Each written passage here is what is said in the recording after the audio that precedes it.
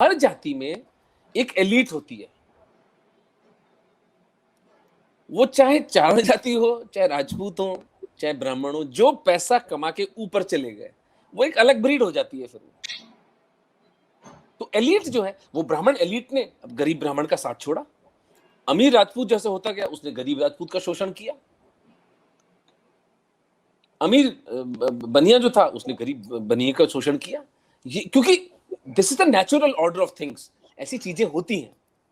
लेकिन भैया 5 लाख 21वीं शताब्दी में शिया सुन्नी मारने वाले, 3 करोड़ ईसाई समाज एक दूसरे को अभी 1940-1945 में कुत्तों की तरह मारने वाले हमें उपदेश ना दें कि जो हमारा कास्ट सिस्टम है वो डिस्क्रिमिनेट हो रही है।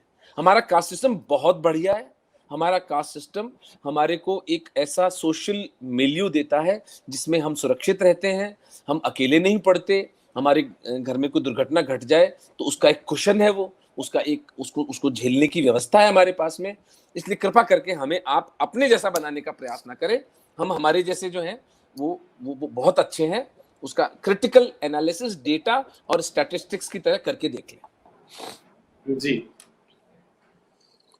मैं एक और चीज शेयर करता हूं, जो सेकंड एग्जांपल मैंने कोट किया था।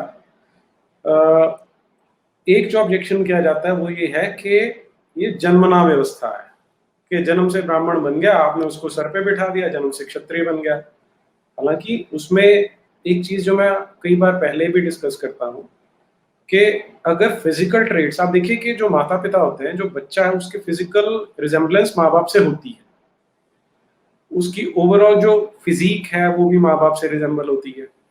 तो इसका हमें एक रिसर्च करनी चाहिए, मुझे लगता है इंटरजनरेशनल रिसर्च करनी चाहिए कि आईक्यू या इंटेलेक्ट या एप्टीट्यूड कितना ट्रांसमिट होता है जेनेटिकली। अरे ऑलरेडी रिसर्च है, आईक्यू इज जेनेटिक। और एप्टीट्यूड, एटीट्यूड, कई चीजें, कई पैरामीटर। जी, तो फिर भी लेकिन ये ना एक किताब मुझे मिली उसकी जहांगीर की, तुजुके जहांगीरी, जो उसने अपने आप लिखी हुई है। उसमें वो एक जगह पे हमारे देश का कास्ट सिस्टम एक्सप्लेन कर रहा है।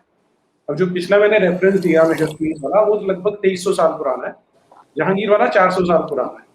ये फिर से मैं शेयर करता हूँ ताकि दर्शक भी इसको देख लें वो इसमें क्या बता रहा है।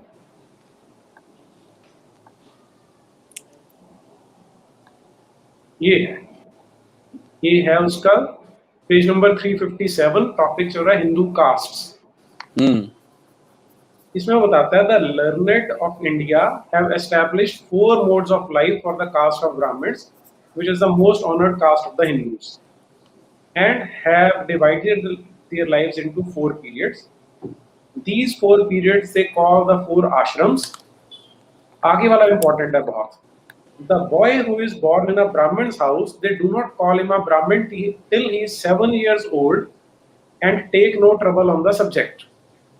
After he has arrived at the age of 8 years, they have a meeting and collect the Brahmins together. They make a cord of munj grass. फिर वो एक एक्सप्लेन कर रहा है कि उसको जब वो गुरुकुल में भेजते हैं और उसके बाद उसे ब्राह्मण कहा जाना शुरू होता है जब वो वाली शिक्षा लेना आरंभ करता है। तो जन्म से वो ब्राह्मण के घर में जन्म हुआ तब भी उसको एज ब्राह्मण वो रिकॉग्नाइज नहीं होता।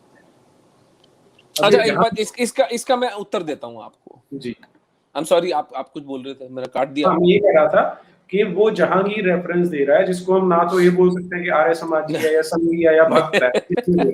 वो तो दुर जिहादी था यार। मुझे ये बिल्कुल एक इलॉजिकल बात। मुसलमान के घर पे जो बच्चा जन्मता उससे कौन पूछता है कि तुझे मुसलमान बनाया जाएगा? ईसाई के घर में जो जन्मता उसको ईसाई मान लिया जाता है ना, या उससे पूछा जाता है? मतलब हिंदू के घर पे जो जन्म लिया जिस जाति में, उस जाति के बारे में क्वेश्चन उठना चाहिए, उसे पूछना चाहिए कि उसको ऊपर या नीचे का माइग्रेशन करना है। बौद्ध के घर में जो जन्म ले रहा है उसे पूछा जाता है तुझे बौद्ध बनाना है? ये क्या पागलपंती का लॉजिक है यार। लेकिन वो चलता है देख, चलता तो इसलिए है क्योंकि हमारी लीडरशिप घटिया है। हाँ, एग्जैक्टली धिक्कार है इस लीडरशिप पर जिसने इस झूठों को 70-80 साल के अंदर इस समाज के अंदर पैदा होकर vertical, horizontal, criss cross, diagonal, पता नहीं कितने सारे भेद पैदा कर दिए। कहीं ना कहीं यार हमें उसको काउंटर तो करना पड़ेगा। जन्मजात नहीं होती। अबे जन्मजात सब कुछ जन्मजात होता है। मेरी चमड़ी का रंग जन्मजात है, मेरी नाक जन्मजात है, मुझे डायबिटीज होगी कि नहीं होगी ये मेरी जीन्स में लिखा हुआ है, मेरी मृत्यु हार्ट अटैक से होगी ये मेरी जेनेटिक कॉन्स्टिट्यूशन का पार्ट है, मुझे कितने कैंसर्स होंगे ये मेरी जीन्स में लिखा हुआ है। हमें पता नहीं है, नहीं पता, वो अलग बात है, जन्म होता है, जन्म से होता है। बात यह है कि क्या व्यवस्था न्यायपूर्ण है, एग्जैक्टली, क्या वो मेरिट को प्रमोट करती है, क्या वो एक्सप्लॉयटेटिव है।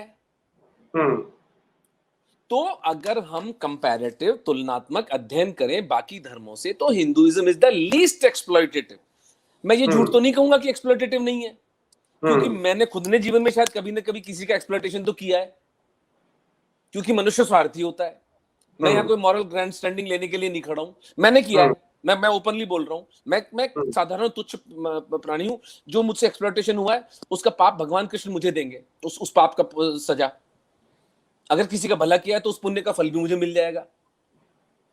Mankind is exploitative by nature, ये ह्यूमन नेचर है, जहां उसको मौका मिलेगा वो बदमाशी करेगा। लेकिन इसमें पता क्या है, ये है कि आपका जो धार्मिक व्यवस्था है वो उसको प्रमोट करती है, आपकी बदमाशी को, या उसको इनहिबिट करती है। वो आपकी अच्छाई को प्रमोट करती है या आपकी अच्छाई को दुराव करती है, उसको छुपाती है। जन्मजात होता है, सब कुछ जन्मजात होता है भाई।